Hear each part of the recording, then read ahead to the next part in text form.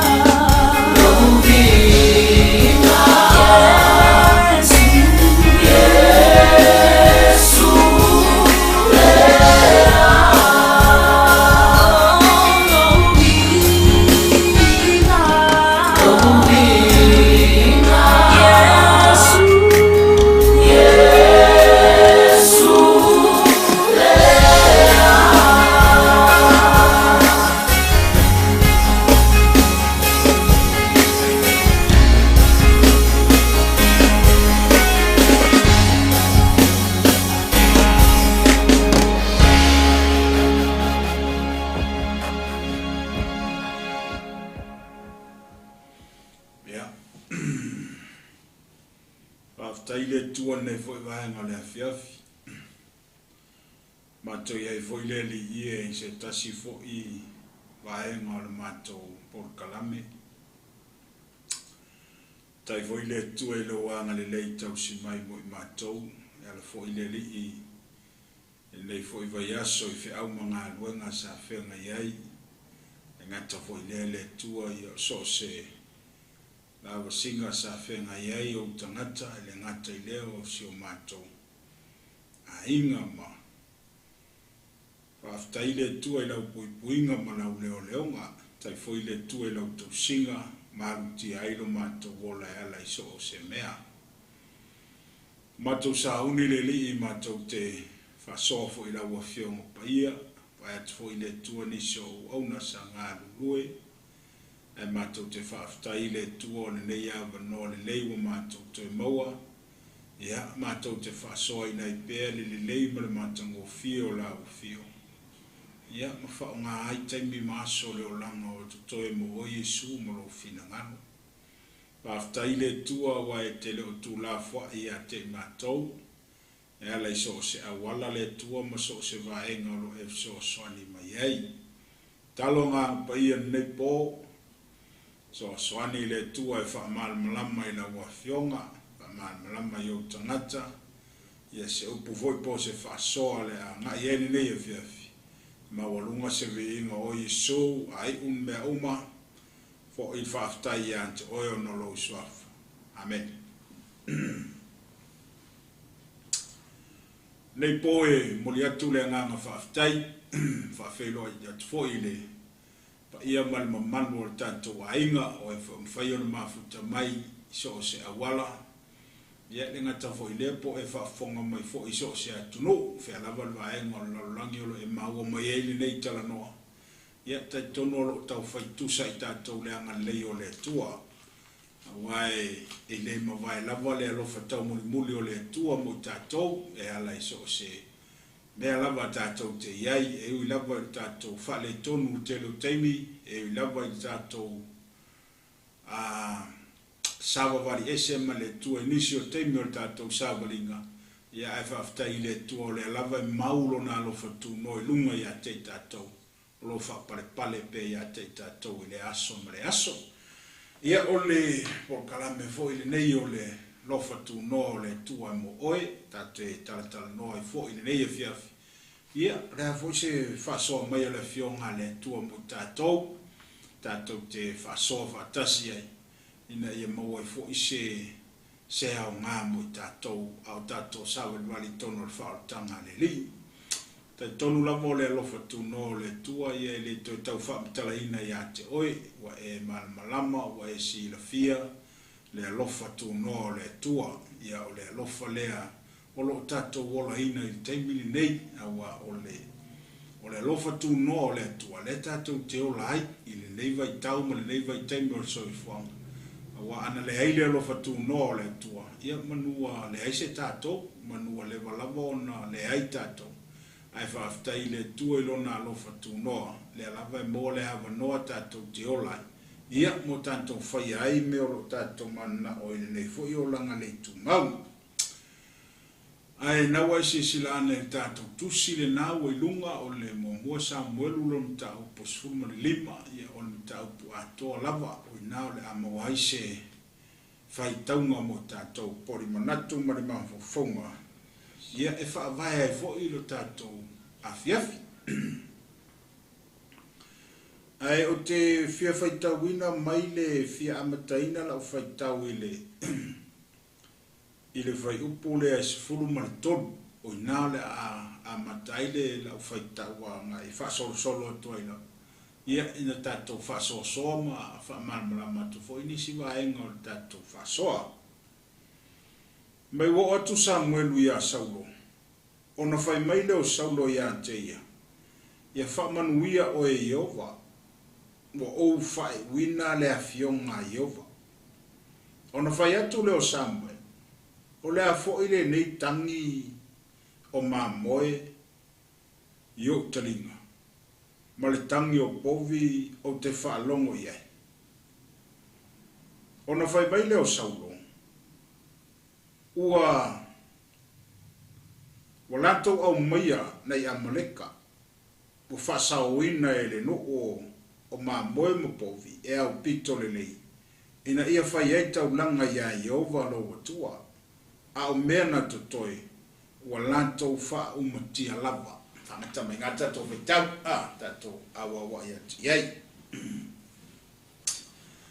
Pai mei le whai tau o atu Samuelu ia Saulo. Ona whai mai leo Saulo ia te ia whamanuia o Iova ua ou whai wina le awhionga Iova. Ole mema lie lea e tupu.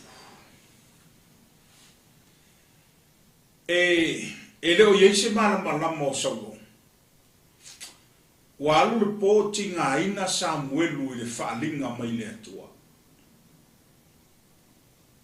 Ai nofo mai whai tau mai le amatanga o le mita upu le suma lima. Ai le ialu Samuelu e wheiloa i Saulo ina wa uma o na whaatau nuu pe whasia fo i e Saulo i Amaleka. Sa whaali e le atua ia Samuelu i le po i le miti ua leu sita ia e Saulo lau upu. Fai mai tala le atua ia Samuel. Wa u whano no po wa u Salomo. Ina wa u tau fia ma u wha wina Saulo e fai matupu ia Israel. Ona ua ia le wha taunu uina la upu sa whai atu e ale fai. E alula Samuelu i o e whailoa i Saulo. E le o mana malama Saulo. Ua umona whaali iai e le atua. E le i whaataunu uina. Pe le i whaai uina e Saulo. Le upu po le fina ngalo le atua. E ala lea i le whaumatia o Amaleka. O le whesili fo i le mō bua tātou whesili e. O le ala vale mea to tā mai i le atua ia Amaleka. Mama na o le atua e whaumatia awana i eise se totoi. E o whai mai tala le tūsipa ia. E saula vale tangata matua e o i le tama mea. Awana i ai seisi e ola. O mamoe, o povi, o mea umala vai to tonu o lau ele o Amaleka. Fulu uma, awana i eise mea e totoi. O le whatonunga le nā, ma le upu le nā, ale atua, na pasi e Samuelu ia Saulo. A le mafua anga o le toa tā mai o le atua ia Amaleka. Mai tau mai fo ileo e se mai a Israelu mai tutono le malo ai kupito. Ina ua toi fo i mai wa au mai e Mose. O le nuu leo Amaleka. Sa tu i le ala e wha lave i le savalinga le nuu o le atua. O la tau nei na tu e wha lave a o anga i mai le nuu o le atua po Israelu mai tutono ai kupito. E a nga i tutono le lau ele o Kanana. Le lavala e ta ofie le atua lona ti ngā i tangata ia. Ona o le latou mea sa whaia i lona nu. Le lawa mau tū le nu o le atua po Israelu. Ua ieilo latou tupu. Whai loma le whatonunga le atua ia Saulo. O le taimila le nei, ma le aso le nei. O te whaao ai lo to sa i tangata Amaleka. Ona whairola ia leo whatonunga le atua na tatou maramara maumai le tanga. O te le tia ora ye to fa matala a tole tala wanga o tatou maramara. Au te fia a matai i le whaitau lea. Whai mai le tala le atua. Ona ole le po wa umana whai. Whai mai le tala le atua ia Samuelu. Se wa usala moa ina wa ufa uina Saulo. Wa le whai uina e Saulo. La upu sa whai atu ia te ia. Vai le tau nu Samuelu i. Ai oso mata malo Saulo whai mai. Whai mai whai pasuma tau. Wa o atu Samuelu ia Saulo. Ona whai mai leo Saulo ia te ia. Ia whaamanuia o Iova. Ua ou whai wina le a fionga a Iova. Vai le tala le wa ave Saulo ya Samuel. O lele I fai atua se tala Samuelu ya te ia. A o le wo so mai Saulo fafta ya Samuel fai. Ia fa manuia Yehova ya te oe perfecta. Ua o fai wina foi. Le afionga a le atua. E au noa ma se manatu. E lilo I manatu o Saulo. O le wa sau Samuelu. Wa sau ma le afionga le atua ma le upo le atua sa faali ya te ia I le po. E le I fa ataunu wina e Saulo. La upu ma le fatonunga sa ave iai. Praise the Lord. Fai mai lo la ia le tala le tuspa ia. Fai mai fa pasumar fa. Ona fai atu leo Samuelu. O le hafo I le la tangi o mamo e yo talinga. Ma le tangi o povi o te whalongo ia. Leo a mata ona tala noa atu e perfecta. O lefa ta atau nuu perfecta. Ai oso fia maritama o Saulo martala. Mai e perfecta e Samuelu. I whamanuia Yehova ya te oe. Le afionga le atua le na o mai ya te. O fai wina. O ma. O le fai mai le tala wha pea Saulo. Ai wha longo I talinga o Samuelu le ale manuia whetangisi. Ona fai e leo le tala noanga le a Samuelu ma Saulo. O lono inga. Sa iei le whetenga inga. O le tamo fai longa le tamalo Saulo. E ufi le mea lea. Sa ia fai a. Ma le lilo I ona manatu. Ua uma ona fai loa I le tua ya Samuelu. Oma. O le aluaku Samuelu. E aluaku malama Samuelu le meu kupu. Amene. E aluaku mangingo a Samuelu le meu tupu. E le o laku pongisa le tangata o le atua. Praise the Lord. Isaiah. Awafo I o le wa umana faali e ile atua ya te ia.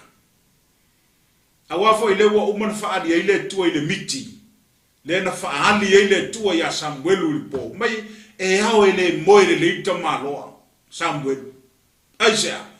Wa toa mai le tua ya Saulo ona o lona le whataunu wina o lana upu o lona mana o sa mana o e langa le tinga le tua le nula o maleka.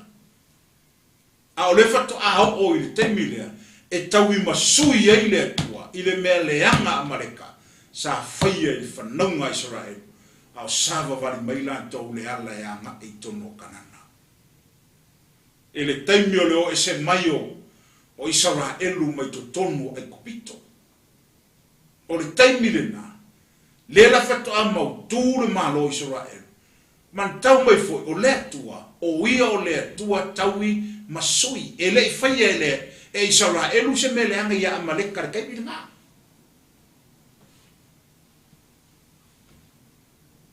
O le atua taui masui.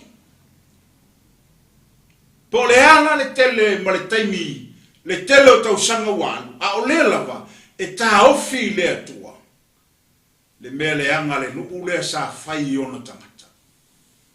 Le la wo o le taimi, e sa wai le atua, o ia o le atua taui masui, dea o taui le atua, le anga. Ai fai yakur ka ngaka le whakau ufi ngalo le akua, ai le uska, ai le whalongo. Ai le whai winga.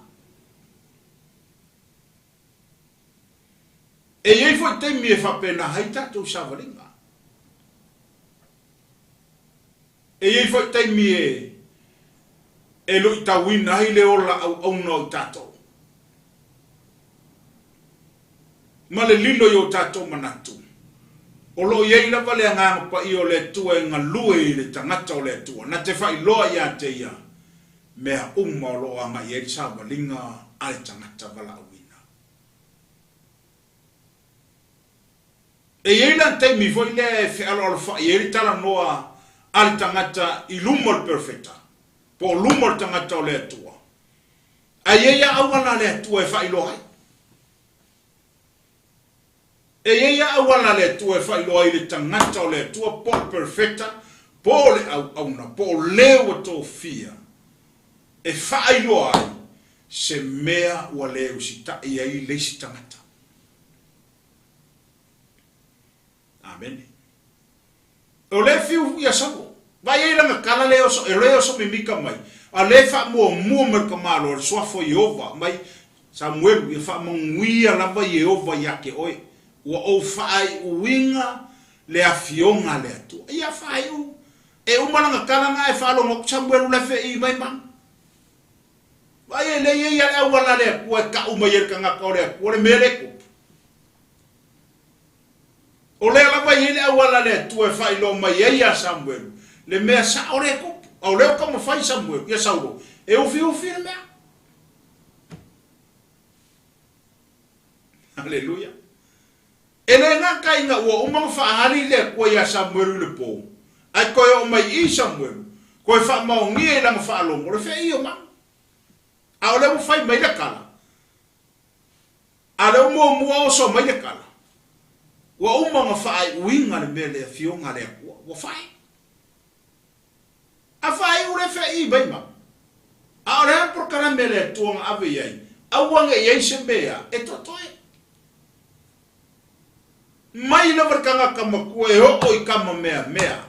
O mangu o mea uma fufudu. Awange i aise mea tasi lava. E kokoe i kokongo Amerika. Amen. O le kele yo awala le atua e whailo ai. I le kangaka o le akua. Le fe aloro whai o le karangoa le iskangaka. Praise the Lord. E ia awala le tu e mo ai o ngai mea na aiki ngai mea nga mga whakau wa ai harkanga ngai mea ngi ngai ke mga kuma mai e whapea o ie le ole wala nga le kua le whailo mai e ka ngaka o le atua le wha alo le whaile o whai e saudo i lumai a vai le nga maua kua Samuelu o le i mangu whaalongo aku whai mai lo markana kamo o saudo whai mai lo langa whaanai si lumo Samuelu se ma ai o ye Samuelu o mele lei umaranga se wa mako au mai ai mako mai ai o se kaulanga i le atua ma vai nga maua kwa Samuelu o fe i o mangu ma mea ia aurang whaupunga lang whainunga whai pusumar ko ele se me whapenga nga sawai ele whapema ia Samuelu a mea langa mai mangu mangisi mea Pawala kala lang fai mai ua fai winga le afionga le atua uma. Ayo nga whaalongo aku fesini lo Samuelu ai mangu whaalongo koe whakangisi. Ai koe oso mai lo markama fai mai se o mea nga mako au mai fai erka ulanga ia Yehova. Mai lo wasisi o anga i le kua. Le ua o i le atua lang kalangwa. Nga maua kua punga loyo. Praise the Lord. E nga maua pero fe karangarangoa. O solo ka malo fe me o mea nga o mai fai e ka ulanga i le tua. Vai. Punga ka malo ka mo sa o i le ponga ki o le mea. Hallelujah. E fa penga umare mo o le pelo riska ngaka. Amen. E fa penga umare mo o le pio riska ngaka. De mo o fe aro fa riska ngaka. E maua loa lo fera lo fai ka ngaka o le kua se mea e si olo i le kua.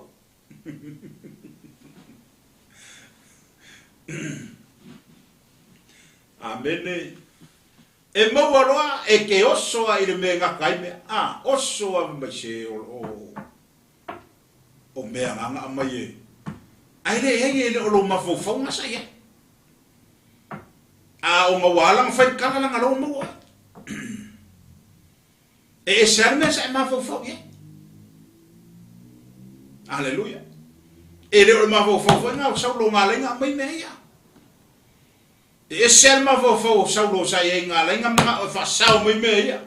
Ai o inga ua maua Samuel. Alolo ile kwa. Nga maua alolo. Praise the Lord. E fa pengana ke le o savalinga fa le nganga te lo tanga. E mawalo e aloa i le atua.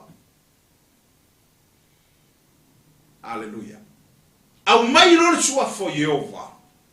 Iluma e ufi ai le maua o ia se mea. Aleluia. Nga maua e Samuelu. A apalo Saulo foi mai o mea au mai o sier taulanga i le tua. Au mai lo Samuelu.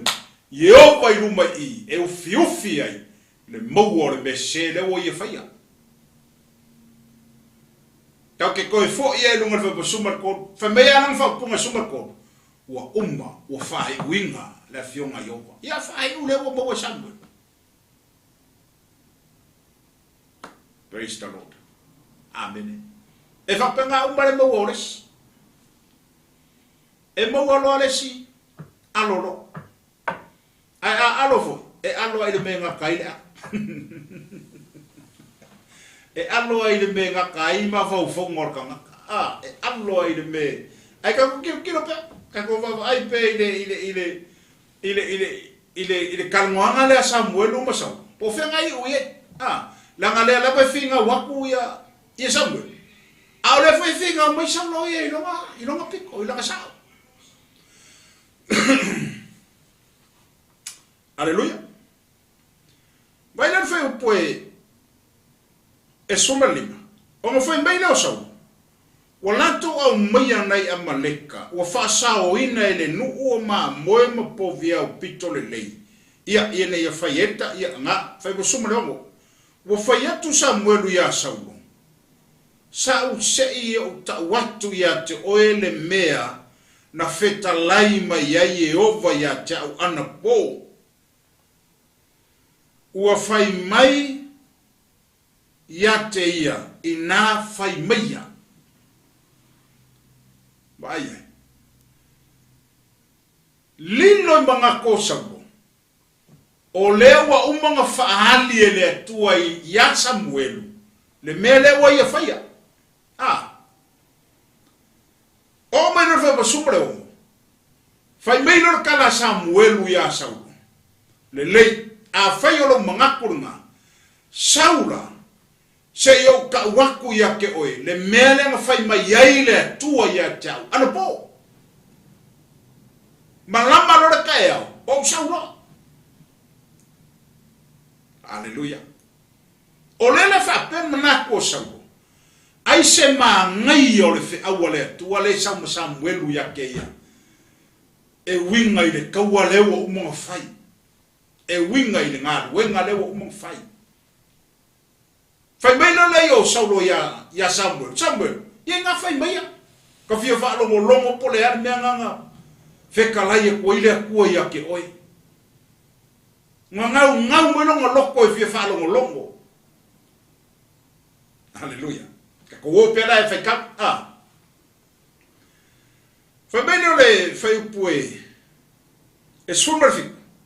Wo fai atu Samuel. Sa le fai e o mali i tu a ingo Israelu. Ina o fatau va o i lo lava manatu. Sa fa wina foi o Yehova e fai matupu o Israelu. Awina tu e Yehova ile malanga ma ia fetala yatu. Aluia oe ma ia fa umatia o ia tangata na salo amaleka. Ma e ta umaila to se ia fa umatia ila to.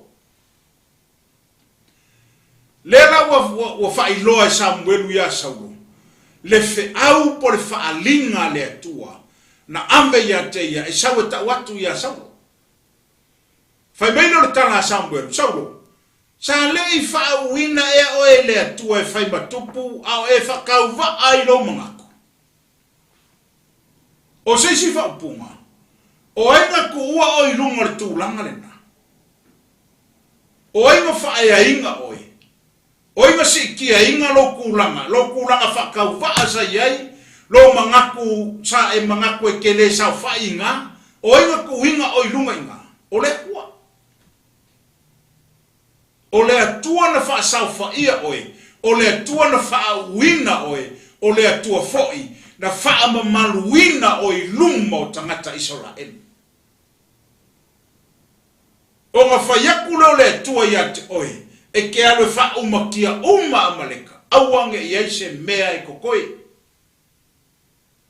mo ke I fa longo sa ka ko sa vali pe fa mena fa sumrei o le hale me wa ele fa fonga I le siu fongo yo awa e oso I mea ale tu tawa ma wa e fai le mea le anga I lumo yova ba o le fa no longo o fe aulea o fe aulea le wa ka o Samuelu ya sawo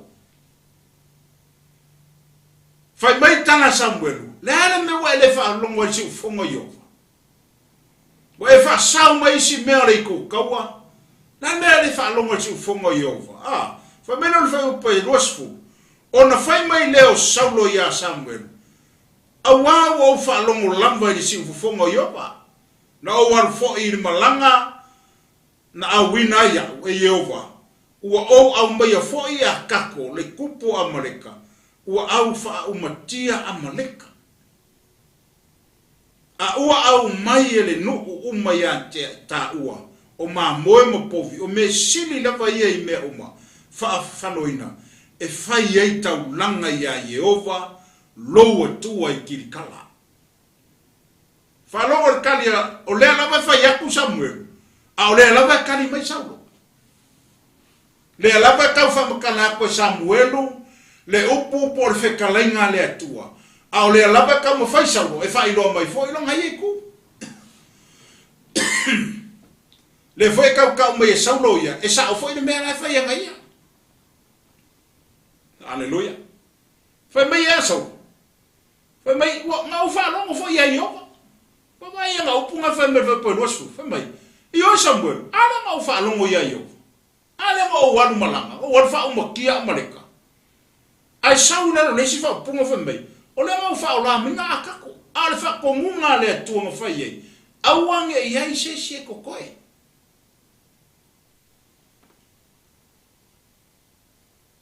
aleluia o longo winga e sawa I me o le finga vale o le se la finga ai ko sa wa ko man me pese fia poco aleluia ila nga finga o le finga wa ka nga ko le ko o le fa makana po Samuelu ya teia le fa linga nga mai le tu le po ya Samuelu ale foi fa ali ko poco sa mo la ko me yo Samuelu sa o walu foi o le ko foi le nga winga yo aleluia o le fo sa o foi ele me finga lo ele tua praise the Lord fai mai no la ia le tana la ina le menga su ele manga ko sa fai mai no fa lo su malua wa fai atu Samuel e tu sa e ona fia o Yehova I taulanga mu ma taulanga I lona fia I le fa longo I le siu fonga o Yehova aleluia fa longo mai no Saulo wa makalanga si ilunga le level kalangoa Samuel aleluia le lava ka fai Samuel e kau fa makanga ku ya keia a le lava finga mai Saulo o me le leisa o mai o ma moi ma ko fifilia fa mai wo ki wo pepe o mama nguma make mama mai a o me le leia ma ko fa saoba e mai o sie ka ulanga ile ko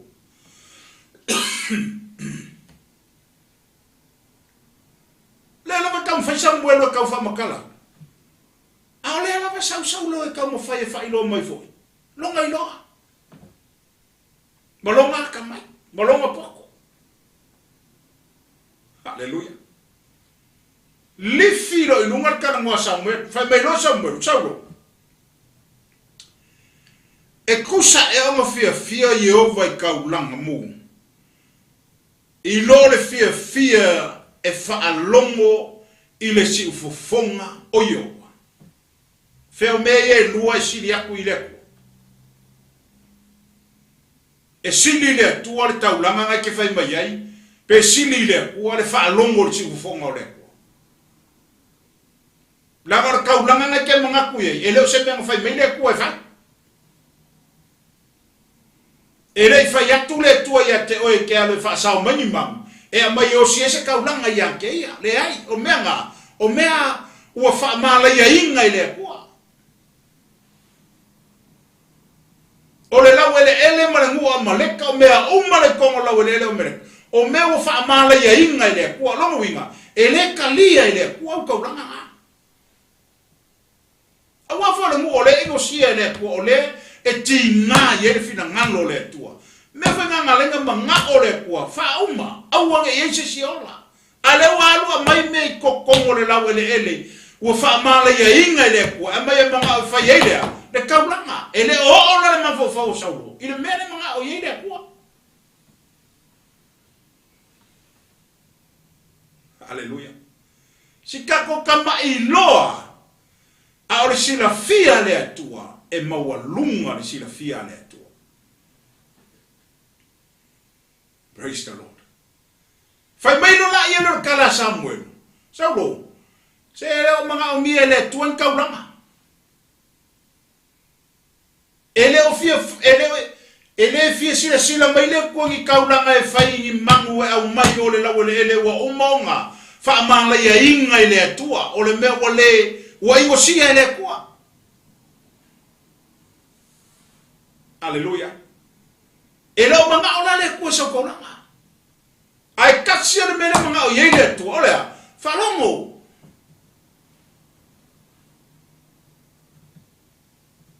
Praise the Lord. Falongo. Afaya kulo le me ke falongo. Wa falongo la yele. I don't fa kwa fa ma. Abo ilo wa li fi lunga le lebor kalangwa Samuel. Langa le la ba fa yaku Samuel. Ale la ba sau lo ka fa ari mai longa poko malonga malama. Malonga sila fia le yai. Praise the Lord. E ei foi si ke me fa penga ai ka ko wola vala. E ei te me tau fa hali e yo ka ko mangaku le finga ngalo le tua. E ei ke mi pe ka usili e yo ka ko wilo ai le me fina ngalo ye le tua. E ei ke mi ka ko ke mangaku I fo wasili lo ka ko popoko mo ka ko wakamai. Ngai lo le me fina ngalo ye ile atua. Praise the Lord. Amen. Fai mai Samuelu, Saulo e lo nga, e le or kaulanga, e le o, I le kalia e le kuala kaulanga ngai fai me ngusia. E malamore ngunga mameanga ngai ko sa ye ile atua. Ele o fia ye ile kua fa felanga au maia mangu mai ole la ele le la e ke manga o e fai ai le kaulanga ile tua ele kalia inga ile tua ai silia como fia le tua kanga kai falongo. Aleluia. Falongo. E voi iske mi kako. Ne ki or kala kuspa ia voida. O le o ye kalinga nga falongo ia le me wo finga ngalo e ile kwa. O lo wi. O le ska ka ye kalinga. Ai le falongo.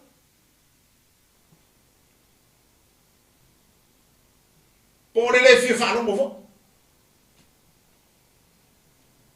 Hallelujah. E uia ngai ka kofu uma ka koma kalinga. E ka ko ke whaalongo uma. Ai le la ngona e tātou se mea. Praise the Lord. E ese me ta or whaalongo. Ese me ka o lo la ngona o le mea. Lai ke whaalongo ai. Hallelujah. E ma whai uma ka ko whaalongo. I se onga ma se maka upo kasi. Ai aor ke me whakingo I. Ese le whakingonga e tangata. O le mea sa whalongo ai. Ai kasi ale mea sa whalongo mai. Praise the Lord. O loro winga. O riska maka. E whalongo. Ai lei whalongo. E kako ke whalongo uma. Ai le langonga. Nala winga le upo e le langona. E le o ngoto i to tono le loto. Le mea le whalongo ai. E ala i le upo a le atua. E ngā umane belen kupu ya saulo. E le leila ma whalongo. Ai ngā ke le o la ngonga. Le fe au ma le upo a le atua le ka waku ya ke ia. E le whai. Praise the Lord. Me ngā le whai ma ye Yesu. O le ua ye kalinga. Whalongo ia. I le mea o wheka lai ma ye le nganga o le atua. Praise the Lord. E ma whailang kako whalongo. Ai kako ke le langonga uma mea lo kako whalongo. E whawhewhenga kako mori mawinga ngā mea. E kako ke mori mawinga i le apalainga o le mea sai whalongo ai. E ono kai me apalainga le mea sai whalongo ia ke oe. E se eselo i ngā rongo whakingonga aisea. Ngai lo le leikere na whalongo. O leisi mea. E le o ngoko i ko kongolo loko. E ke le o langona ina. Le upua le atua. Ma le fe aua le akuanga waku ia ke. Amen. O le mea nga. Le la fai mai e lo Samuelu i ia Saulo. Saulo. Te le mga o le akua inkauranga. O isi ngā kaimi kako wha pele pe fōringa mo foi le kau ke whapelea le atua i kako kauranga. Hallelujah. E leo se mereanga. E lo whai aku te si a mea awangi koe whai kauranga se si le atua le ai. O le taulanga o le me e fiu ai le atua, o le taulanga o le me purpuru ai le atua, o le taulanga o vi inga o to se me. Ua e le ngau se kauranga vi inga le me whai e kangaka i le atua. Kele yo awala e kako ke whai kaulanga i le atua. O lo kaimi, o le singa pato la wola whai kaulanga i le li. O lau foa i le kua malanga ngā luenga, o i singa vaenga o lau whai ngā kaulanga i le atua. E le ngarvivi. O lo lima foa i o ngā luenga fisoasoangi, o whea lapa se meo e ngā luenga i ai. E whai ei lau kaukua o au tau langa uma ngā o lo sila i ei le kua. Praise the Lord. Amen. Ale mele a mai. Whai mai lola ia leo le tua. Saulo. Mela lea. Ka ua kele whalongo. A whalongo voi. Ia la ngona mele whalongo ai. A ua ka ua whalongo. Praise the Lord. Wa les ke minga whalongo a. Ia ngang whalongo a. Nga sa o les pukaringa. Ia o sa les pukaringa dea. Ia luaku yo. Usa lei ma se meo luaku sa ngofo la lo i. Usa whengar whalongo. Whalongo i. Saulo la ia lea sa ngofo i. A ngofo la i. O nga e kau kala mai lola ia le. E ke kala ngoa mai. E ke kala ngoa mai le ola. E ke kala ngoa mai le upu e ola. Aisea. Na nga lenga ngofo i. Le mele sa whalongo i roka ringa le. Amen. Ai a whai e whalongo i. E le aisea lui lalo. A nga whalongo i koe punga mai le ska ringa le. Oso i o. E le aila te mea o ngofo. Hallelujah. Pengar merang kupu ya sau. Le lama kau fa makala ko Samuelu le mea. Ala e kau fa ali merong fia poko. Ala kau fa ali merong ai lo. Fa lo mo mai lo si ile le por kala ngo Samuel. Fa mai lo le si fa punga ngai nga. Fa uka. O le fa lo mo si ile ka lama. Ma le usu sikai. E si ile le nga o le mamo e po. Awa o le fo vale e kusa ia mare anga sala o le fa kaulai. O le finga o vale, e kusa ia male leanga o le kapua i kupua. Wa e la fua i la fionga i opa, o lea. Wa la fua i ai o ia ia ke oe. Ia le fai makupu. Wa mai kara mo sabe. Le wali fin kana wa Samuel, anga le fa ya kwa Samuel. Ale finga fa le ya Samuel. Fa ya kulo ye Samuel, o fa lo sini. Al berna ki fa mai, o finga vale. E kusa ya mer fa kaulai ku. Wa mai. E o ke finga vale. O ya fa ko le ke se finga mai ya. Amen. O le fa ya ku me ke se. Wa ela fua ila fio ngale kwa wa ele usika ili fa ko ngale tua wa ele fa winga le upole kwa ale ake finga vale baya. Hallelujah. Fa longo ko lo sauru wa ma ingi le ba ko sauru ba fa pumo mun la lo sauru mai wa ela fua ila fio ngale kwa o mele wa la fua ye yo ele kwa ele ko e fa yo e makupu wa ele wa fia lo makula. Amen. Ne wasi ilunga le level kalangoal perfecta. Aisha. Nanga ele ai finga vale mai saulo. Le lava kamo fai de perfecta nga ka amaka mai lava ka kam fai yaku perfecta ye. Au le lava finga vale mai ka ngaka saulo ya Samuel. Hallelujah. Falongo ba la Samuel. Ya saulo. Ah. E wo fasimba ingir mele kalango ko ya Samuel. Hallelujah. Falo mengas kambo saulo fa me Samuel. Awa o le fo vale. E tu sai ya male anga sala le fa kaulai. Wa ba. Fo vale. O le finga vale. E tu sai ya male le anga o le tapua I tupua. Wa ba. O le finga vale. E ku sai ya markanga ko le kapua I kupua. A faya le ke finga vale mai le mero ka faya ko ele sabo. O ngai ke kapua I kupua. E ke ro kapua I a Yehova. Hallelujah. Fa mai no la ele. O e la fua I le fionga Yehova. O lea. O la fua ai o ia ya te oe. Ia le fai matupu. So. Wa vai la oe. Praise the Lord. Anga le fa longo me ya saulo wo fa penga por kana ngoa Samuel. Ai ki kilo lo live pe no sumar fa bai. O nga fai mai le o saulo ya Samuel. Ua o wanga sala. Awa ua o tuma vaenga. Ile a fionga Yehova. A toa malau upu. Pa vai. Lela fako ala ngonga I saulo I.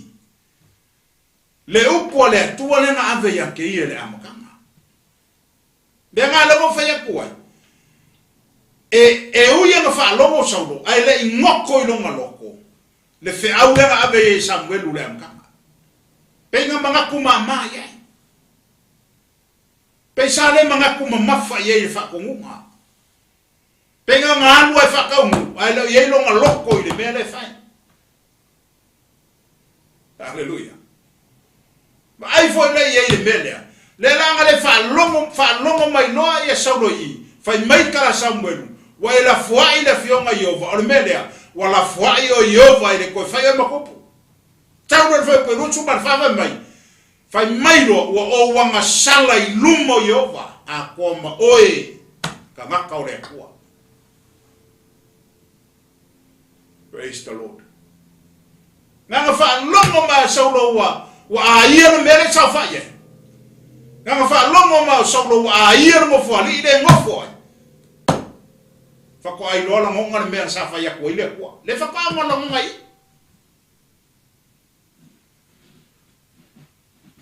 Praise the Lord. Le fa ka mo la ngonga. Le fa ka o fa no lo ko lo o ngai o kanga kanga sa. Ale mele fa mele am kanga fi ngau fi ngau ya Samuel. Tole. Ola fa ya kwa Samuel ala fi ngau ya. Ola ka fa kala ko Samuel ala fi ngau mai. Fa mele Samuel tole. Se mo pa fi ngau vale kele. Se mano malamba kusa mo por fi ngau vale mre fa ku poa.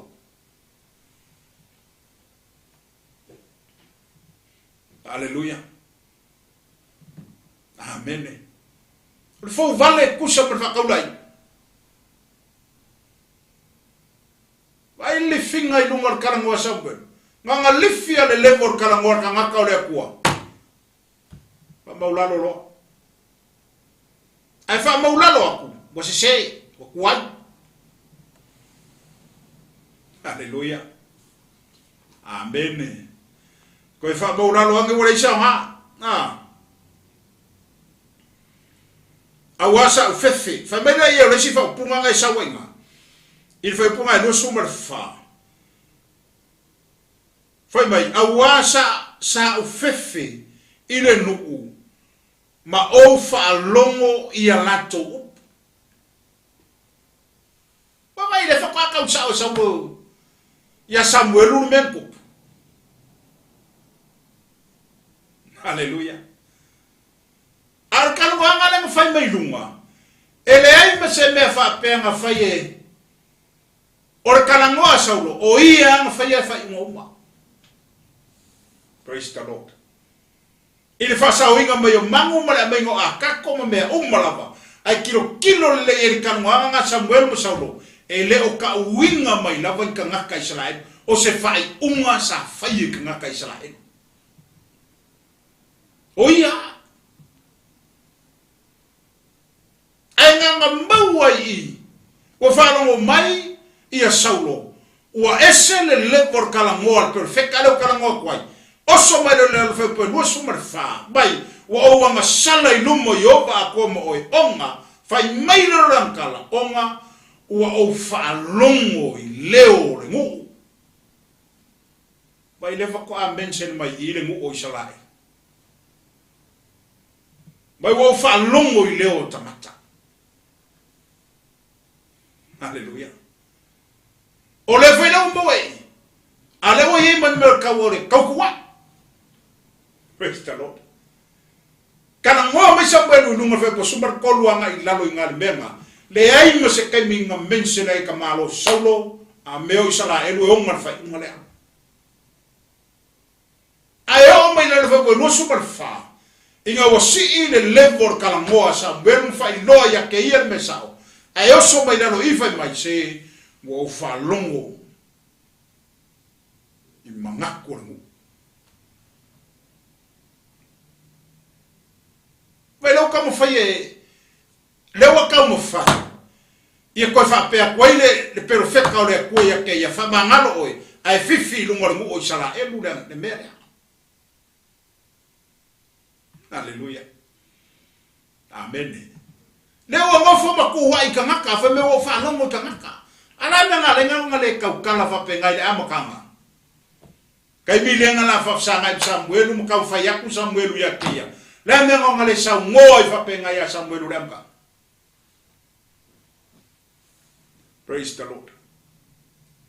Amen. Mai wo fefe kangaka. Ala ngi fa longo i lo mai mangu ye fa ola mai maka. Haleluya. Ora fai ke kenga fora ngai aka ko marka ko wola bala winga.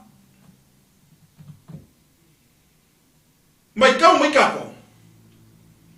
Kasia ka ngakalenga abeyele ko pu. Saulo. Ta ko me irola irmele. Fa kusakusa mai aka ko ngewo fai ba. Fai fe au ko ngore kanisia.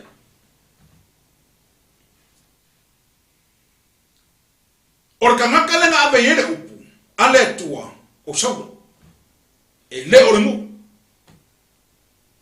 o Saulo la o le mala malama le ile fe au male upu le tua nga ambe ya keia fa umakia uma pilioka. Amen. Ne lo wo fa ka mu a faida longa mangaku le fa me mo fa longo kangaka o longo winga o mangako kangaka Israel sa faia Saulo ka ko fa sao me le lenga ave fa eka ulanga ame ka mai ele o mala malama kangaka Israel ile upulenga ave ya Saulo. Haleluya. Nga o Saulo alenga keino saka kauya Saulo o fa pe aku kangaka Israel le ai o ke le faia le menga e le o le finga ngalo le ngao le kua mo le mergi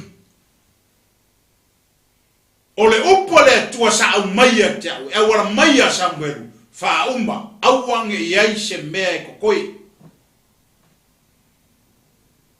a whaia ko mga kuringa le ai lau ke le whaia le mea ko ke mga o iai o ke whakau winga le upo le kua ma le finga ngalo le tua ma lai nga vala au au e whai makupu ia Israel Langa kalanga sa kaumfai. Hallelujah. Awa foi de wo mai ia lo foi mai wo fa alongo lu. O lo winga. O le aka mangingo foi nga o ka ko wo foi fe au I to tono le kanisia. O le fiso ka inga ka ko mo le langi e awala mai ona te tai. O e o lo kuku. E ka ile la fuma moe po le alamba ko inga fa ala ko ngoro ka ko ye andu e kasielo ka ngakale mar malamba ile upule au mai nga o oele e ku e ka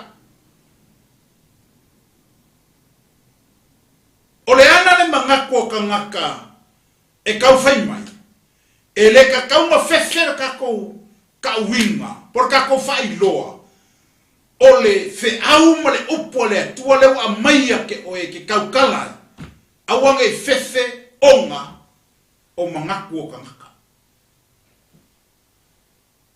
Praise the Lord. Hallelujah. E fefe loa onga o mangaku o kangaka awa yeri kaimi ka ko ki kau musu e kau fai loa ia le upu por fina ngalo le tua onga yeri ka ko mavofo o ka ko fefe kangaka o ka ko popole kangaka. Hallelujah. Praise the Lord. Amen. Ai a faila vai ke mo ki ngoa e oelea sos kai kai. A faila vai ke mo ki ngoa o le upu lea mai lea tua mo le meolo o tatou ngalu lue ai a wake fefe ka. Praise the Lord. O le kaime ke ka uai so le ele kula fo inga ka ko ele ko. O lo yeile tu o tatou wala winga. A faia mai le ko le upu lea. O le kaimi ka ko ki kala ngoai e ngai o fo ile ngango le tu o loto tamata e fa mangingo ma fa mala malama le winga o langa upu ma le winga o le fea. Amen. Amen. Praise the Lord. Ia ele kuia ele faukwanga. Ese se fasaan me nga fautua ino tatou nga luenga le ko. Ai ai lava me mangako ke falongo ko ele kafe mai. Ia me nga o fai. Fai ele fai uma. Praise the Lord. Ai falongo lo ko mga kumanga ia mare me e mangui ai le nga luenga manga ia lumale o la vala winga male kalesia.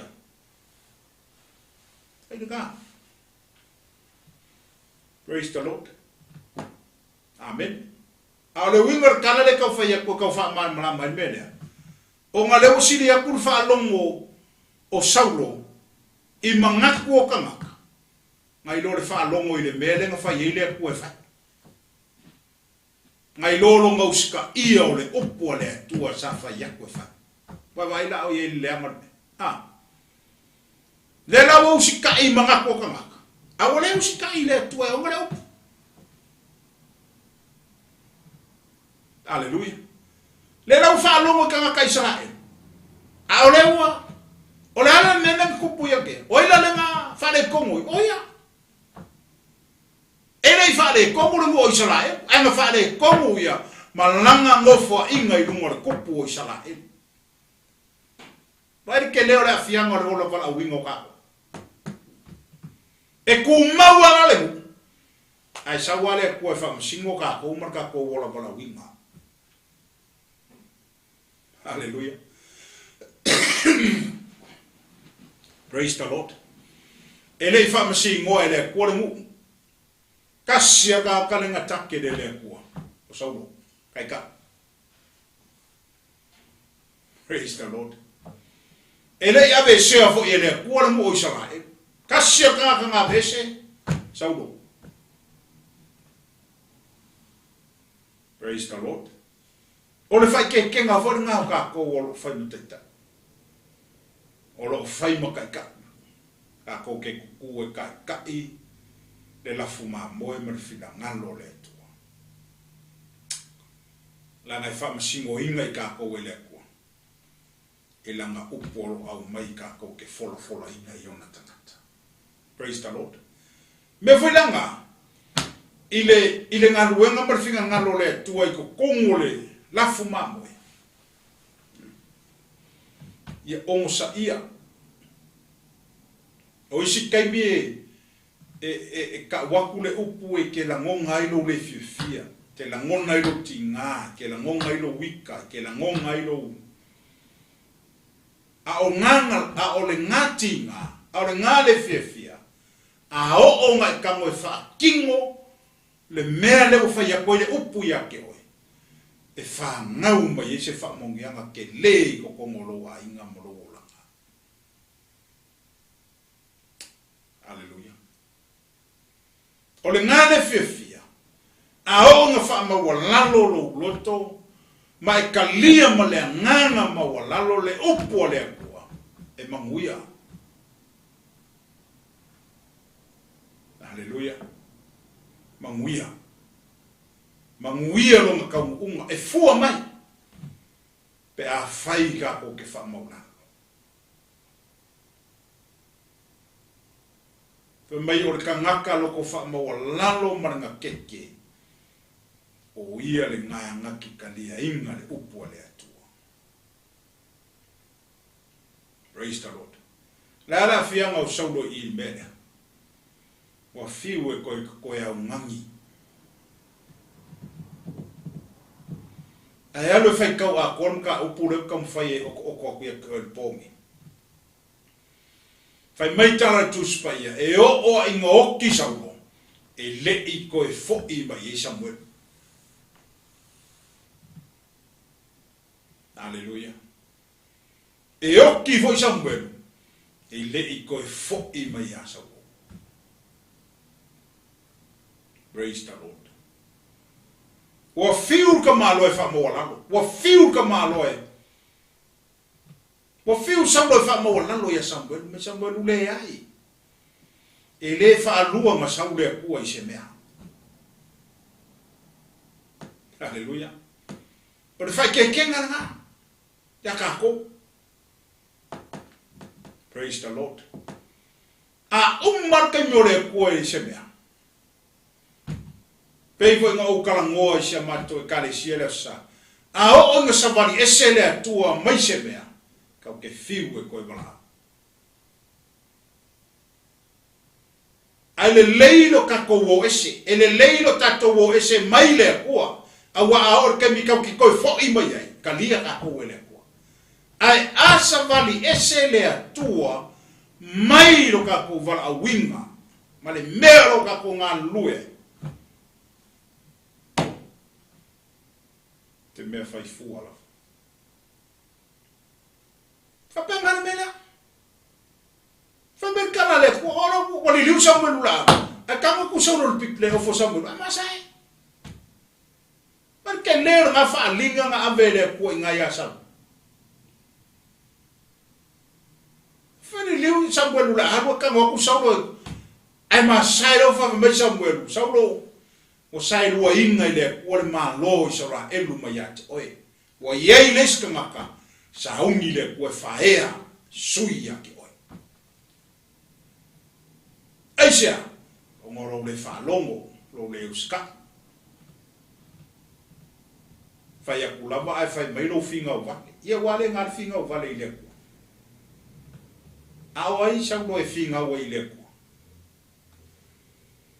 o ye fa sa ele ko lunga ye ko sa ko finga o vale ile está lo o inga ve ai lunga I ale ka ko mo mai ka kamar ka ko ka Mai sa fili o ele ko ele me whakauwa, o sa sau de me whakauwa. Piko siling o whakauwa, ele ia manga ia inga oi, a oinga wha ia inga oi, o le tua. Oinga ko ua oi lunga ngufonga, o le tua. Oinga wha mamanu winga oi lunga Israel, o le tua.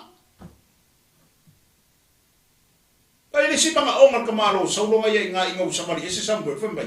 Samuelu wha mori, se e wha mamanu winga oi lunga o kangaka Israel. Wabai. Lewa koe tangi le mamanu o le, o walwa se.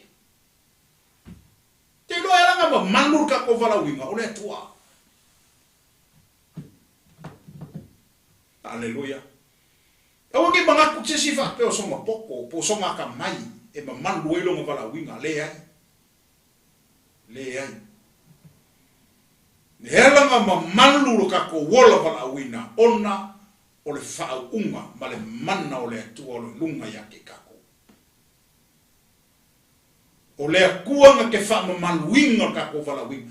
Ai a o langa savari ese, le mamanu o le atua ma kako vala winga, o kako whai ke kenga lare ngā. Aleluia. Kau ke whiu e koe palu kako vala winga. Wale ai, ai sea. Wale ai le mamanu o le atua. E ui e langa sau, whai sau no lungan mo whali o. E whai makupu, o le alawe ku mau i lungan mo whali. Alawa ka penga i le kua le si mea, o le whesili. Nga koe kali le kua ia sau no i le kaimile, le ai. Whiu e wala au, o le kali le kua se kala. E whai meikara kuspa ia. Ua fio ese le nganga o Yehova mai ko kongu ia ke ia. Ai urufia le nganga le anga mai a Yehova. Aleluia. Ma fua mai lava mele orea. Le uskai man le whalongo. I le upu a le tua. Praise the Lord. E o inga oki saulo. E le i koe fo'i mai e le tua ia saulo. Wai wai la kako. Aleluia. Ai voi fai kaunga upu ngale ang kako ia ke. Fai mai. E le se tangata le tua e Samoa. Pe kalapelo. Ao ang kau tingo le kua se mea. Savali ale kua ranga upu. E le koe solo muli vo i le tua i langa. Praise the Lord. Ora fai ke kenga ora ka ko wola vala winga mo ka ko wola filfilia. Ma mole mole. Ka ko fa keke. Ela foi nga malu ka ko. Ela nga malu ka ko vala winga. O ngole tuo lo fa malu winga ka ko wola vala winga. Ele os ka ko waka mai, ele os tanto tuto. Ele os ka ko malusi.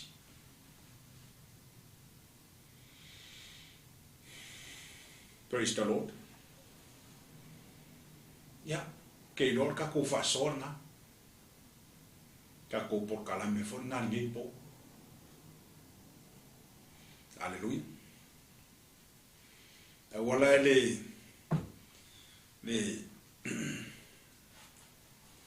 kusore me lewa le ku busca os ko ngoso. Pe wo mo me fo lewa. O mo lo manguia. Ia pe o ngalo le na awala mai manguia. Ah. Praise the Lord. Pe o fai aku lo fa ko ngunga ka le nga awala mai manguia. Ia ai pe o fa le hango ia fa ko ngunga ka kai o ngal manguia. Ah. Praise the Lord. Ma longa lava ma fo fa. Na ia se Aleluia. Manga ia io o si va enga ia inga kalana le sau kufa kufanga kuya ke. Ole mamanu ole i ka ko wolo bala winga. Se me piko sile ka kaunga ka ko fa i keke i mo ka ko pui pui. Ka ko pui pui ia. Danga ahau o nga le haili mea nga makako. Marka ko wola wala winga. ia ua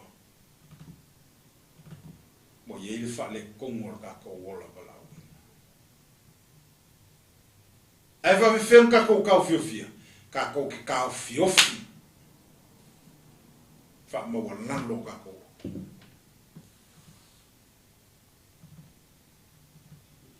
praise the Lord the sharing ke ngi sama ngai ale fe au vo ngau mai sunga fe au ya Mike kal ngo mai sunga fe au mo ele fa fa ele remember dear men e kasi ele se kolanga lu ai fa ele nga pa u ye o fa kusanga la Yesu o ele ni o lo kala mo ele lokor ka maka o le fatu o lo kala mo ele upu ale atua upu ale akua o le na lu ale upu ale akua I so se aso lu I fea lu I ele o le lokor ka maka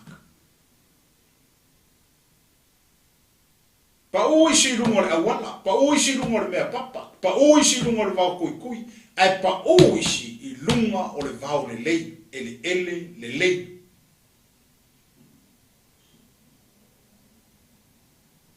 O le aka le whaalongo le kamaka, o I ngai fuai, le ele ngai kei. Praise the Lord. O longo winga, o le kele o kai mi voi le ia kapo le kalango mai Yesu la mafaka o ko nga ngan ma kai o nga po suma tolu le sa kalango ai mako suma le fefeu ya mai klefsa fa ele wa I lole le Yesu le ko ai nga loko le fe wa I markanga ka soifo praise the Lord. Ale ele nga uye Yesu ele le lei ia aveo ka ko loko ma loko le lei loko manaya pa u ye faku ilunga ia kupu ma fua mai anga fai o kala Yesu va me ia fua mai kai se lawis kai yomos furuis kai korus furuis ai fika ye fika lenga le Yesu ese umaya ia fua e fua mai le o langa o tangata o longo winga o le figa ngano le aku e kakau o mai ai se fua e fua mai o tatu o langa le fia ka usango ka ko whaalongolongo pēia I le upo le tu o lo lulu winga I so se whakawhai ka ulanga ai a whai e se fulu ka usanga o ka ko lo loku pea whaalongo pea I le saiko le lulu ai umal nga se furu ka usanga ele ai se fua e kasi e ali mai lo wola so ai mo kwa fesili ngia la le ko nga ele le kako ele dongo wingo ele kako e fa sei ngole sai ko pa uru mo awala danga wakwa mang felelei piki ini faku ole aka o fafika u yo la nga sawa le upole kwa pa u nga punga ma fafika uli sola ele mofo haleluya pa u le papa e ola ai le ola le aja le nya le lava nya ai ba wa nga sawa makangi mrefa pini umba pa ui silva kui fekinge ya I mangaku mamafofonga malangonga e palu wao e kamama pa vai praise the Lord a le fakure pa unungo le fakure nga fa Yesu kamarna a onga ola e fua mai Finga ngalo le kua. Ia se fua mai o tātou la. Ia le au ngai umir kako o loku. Le ngai umir kako whanongo longo le upo le kua. Ai le aia ma se suinga o kako o langa o ia. O le mea e kasi. Au ngāra le upo le atua. Le au ngāra pai le kele a kako sila le hewa i kai. Ua kele aku a vangoa i o kako whanongo longo i le upo le atua. Ngai lo asola. O asola. E kasi ale mea kau ke mawele upo le atua ngai wharsa. Te ilonga e kau ke o le sa loku. Whako ai lo kako whanongo longo i se la aunga ma se upo le atua. O asongi. Ua halu, ua luas fulu whai ku la fiku waso vai aso. Lai ai ke whaalongo longo i le launga inga le upo le akua. I whea, i lunga, e lenga o kokongo le wharisa. A le ua whao ngā i le akua i ale mea lea. So ka inga i lunga o le social media. E ka lai e koe longa whinga ngana. Ua kele aku lava ngoa i o kako mawar kai minga i kako ke whanongo longo i le upo le atua. Ngai lo aso la. Ua whaerengi e mea ngā mawa i laso. Ngā wharsaan me kau keo iei kau ke loko e. Aro kai mingi. Pau la songa fua, so lua, so lulu. E opo ai lesi aso sa. Nai ai ke maua le upo le akua i lunga i.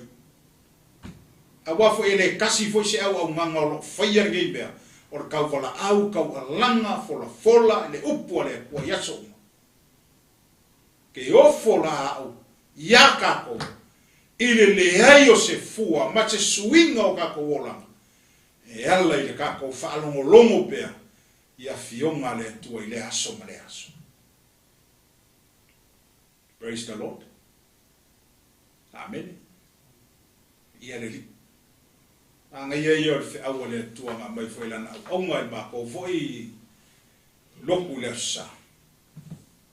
Kala ngoa va pe ngai ele fa. Fera le mea ngā koe ngā ele ngai ero ele.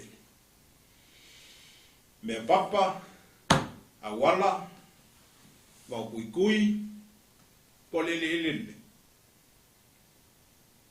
Fa masingo e o ele mea ngā. E kei loa fui e oe, le kūlanga ngai kei e. Praise the Lord. E ke malama fo, ele koe ngā lepo, ngai eiro ola whale anga. E ka kauonga yeise, fua mai o kako ola whale anga.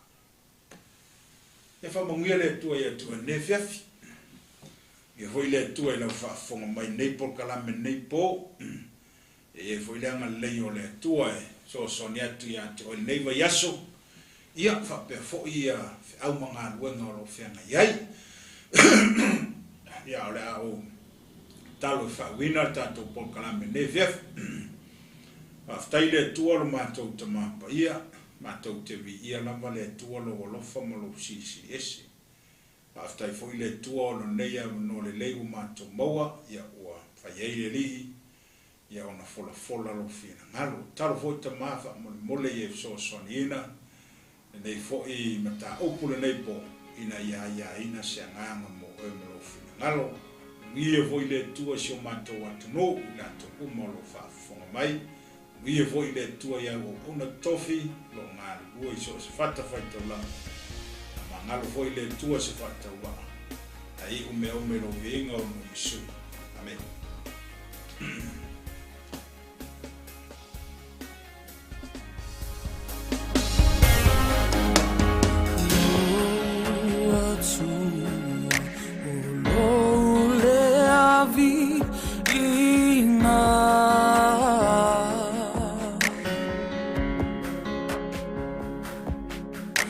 𝚘𝚘𝚘𝚘